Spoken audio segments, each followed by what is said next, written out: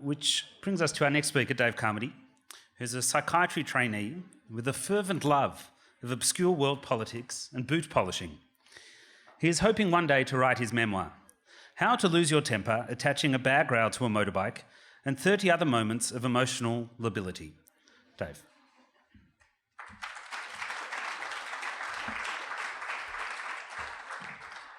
Thanks, Az. Tonight I wanted to talk to you about how psychiatric diagnoses are like hand planes. Hand planes are tools you use for shaping wood. They've got like a wooden handle and then sort of a blade underneath that then scrapes away small shavings of wood. And the maker of the best hand planes is a guy called Thomas Lee Nielsen in the States, in Maine. In the 1970s, he noticed that the standard of hand planes over the 20th century had really deteriorated quite significantly. And so what he decided to do, and this is because, they were being mass-produced with sort of cheaper, plastics and metals and things like that, rather than handmade with wood. So he decided to buy the plans for some 18th century and early 20th century, 19th century and early 20th century hand planes from England. And he started making these. And now they're among the best in the world. This will get more relevant as we go along. The main topic is a guy called Emil Kraepelin. He's a German guy. He's born in 1856 in Neustrelitz in northern Germany. He's the son of a musician and storyteller, which, is appropriate. He studied medicine in Munich. Very ambitious guy. He got a physician's assistant job whilst a student, which had never been done in Munich. Munich had never heard of such a thing. And he studied with a guy called Professor Wilhelm Wundt.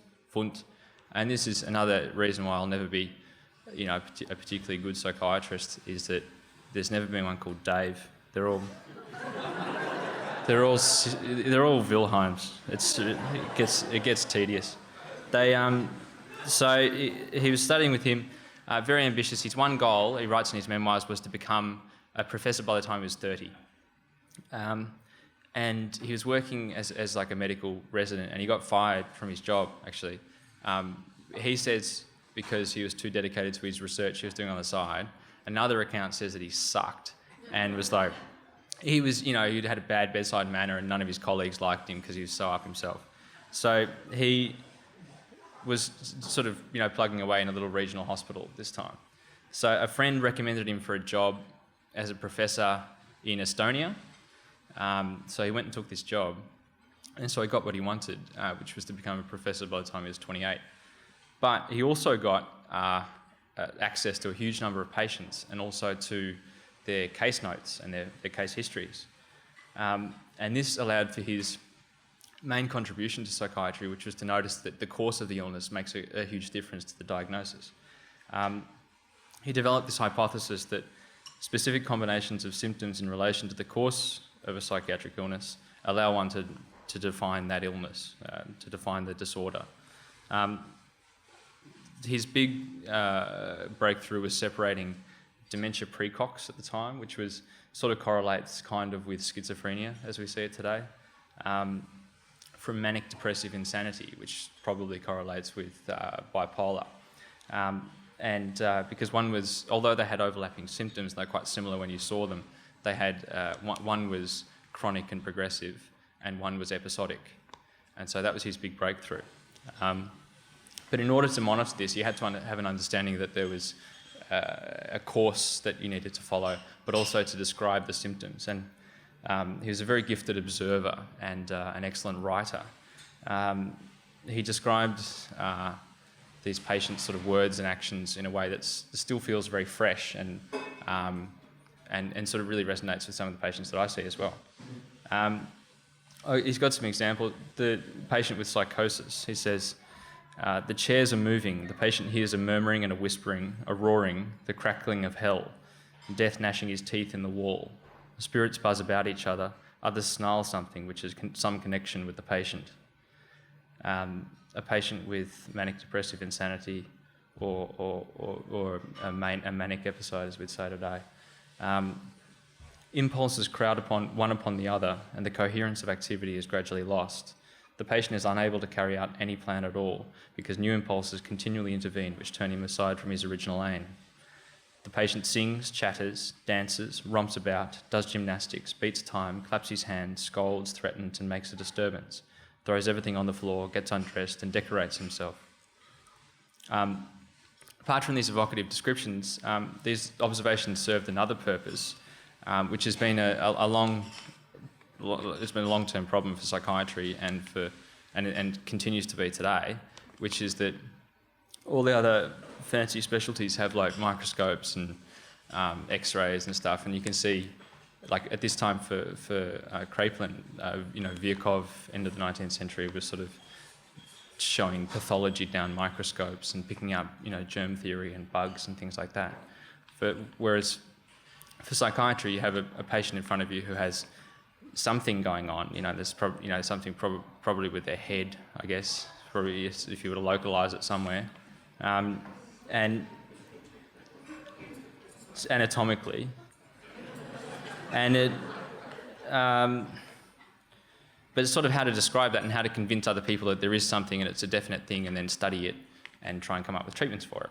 So that's sort of what's led to, over the course of the 20th century, and you've probably heard about this, the DSM, the Diagnostic Statistical Manual, which is published by the APA, the American Psychiatric Association, and they make a ton of money out of it.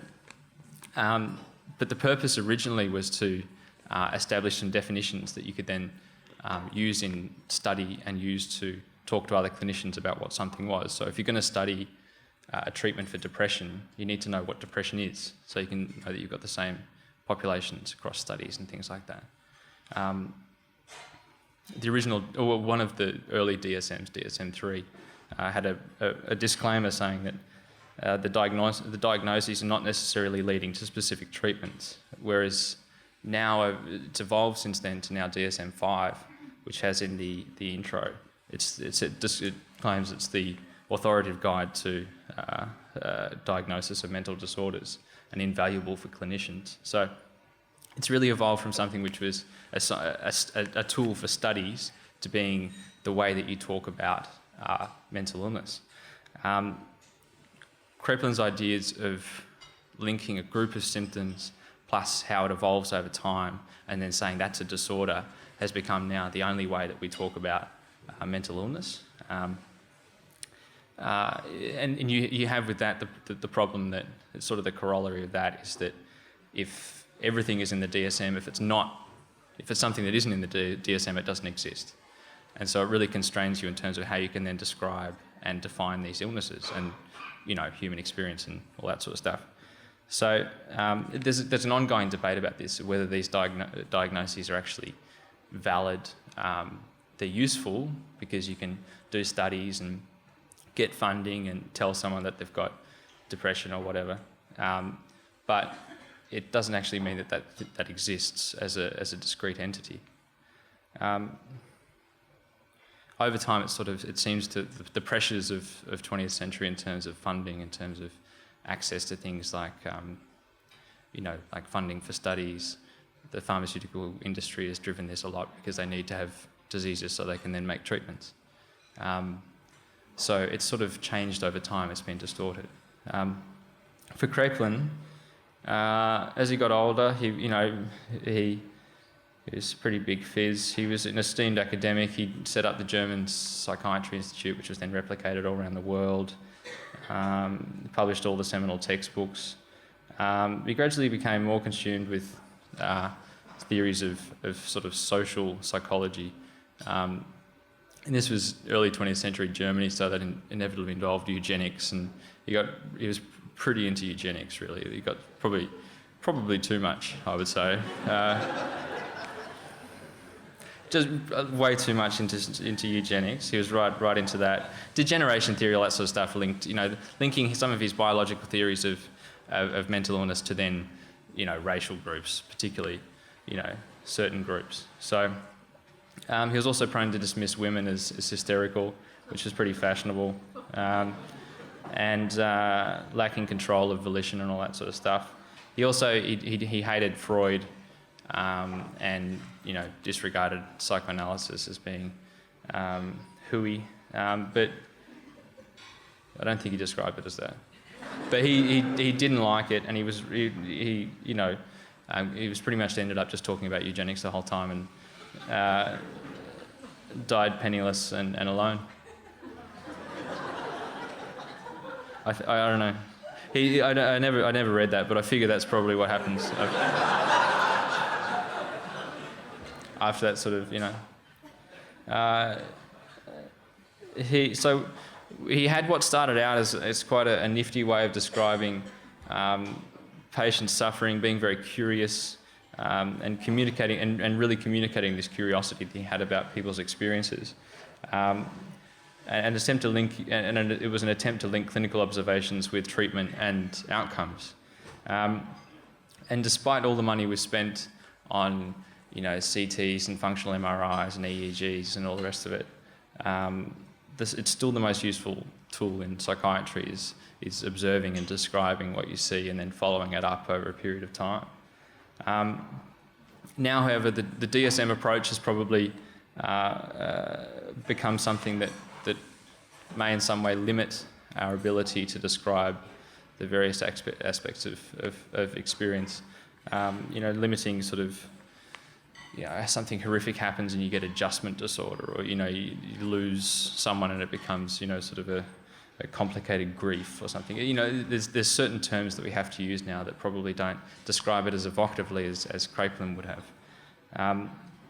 I think it isn't great to glorify the past, especially when there's eugenics involved. But sometimes there's, whether it's hand planes or psychiatry, I think there's sometimes the older ways of doing things were better, and we can learn a lot from them.